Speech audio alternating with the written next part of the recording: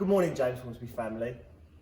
It's incredible to think that in just 3 short months, your teachers and you guys have been revolutionising the way we teach and the way you learn. Behind the scenes here at school, your teachers have been working tirelessly to ensure that you get the best learning experience today, in September and beyond. And so with that in mind, today we're going to be talking to you about blended learning, a term that you're going to hear a lot over the coming weeks and months.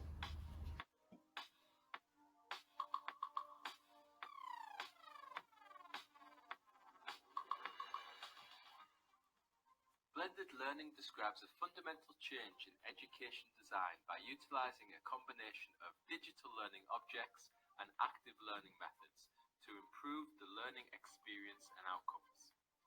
A teaching session created with a blended learning model uses the face-to-face teaching time for activities that benefit the most from direct instruction.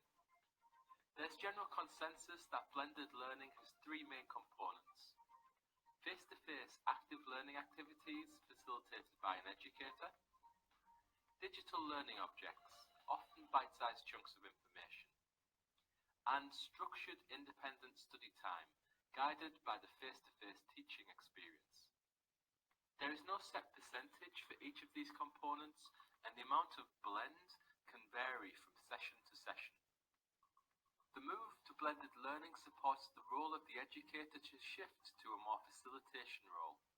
The facilitator places an emphasis on empowering learners with the skills and knowledge required to make the most of the digital materials, active learning activities, and independent study time by guiding the learners through the experience. Facilitators focus on 3 key areas: development of digital and active learning course content, guiding the learning experience of individual learners, and customizing material wherever possible to strengthen the learning experience. And, as with all educational methods, appropriate assessment.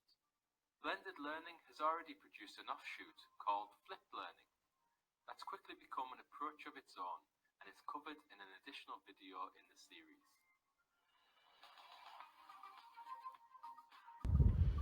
So hopefully that video has given you a greater understanding of what blended learning is really all about. Here in school, our Year 10s are already experiencing face-to-face teacher contact, and they've been challenging some of the ideas that they've been taught online and really looking at questioning their deeper understanding. What does that look like? Well, let's take a look. You said that they don't exist for everyone. Why not? Because some people are treated differently. Who? Black people. Okay, how are they doing? As you can see, our students in Year 10 are now able to combine their face-to-face interaction in school with the challenging and extensive learning taking place on their personalised Google Classroom area. This enables them to continue experiencing a varied and challenging curriculum similar to what they would experience if they were in school full-time. Combine this with the opportunity to probe and question their learning with the one-to-one messaging option of Google Classroom, and you can begin to see that blended learning isn't just the future of learning, it's very much in the present.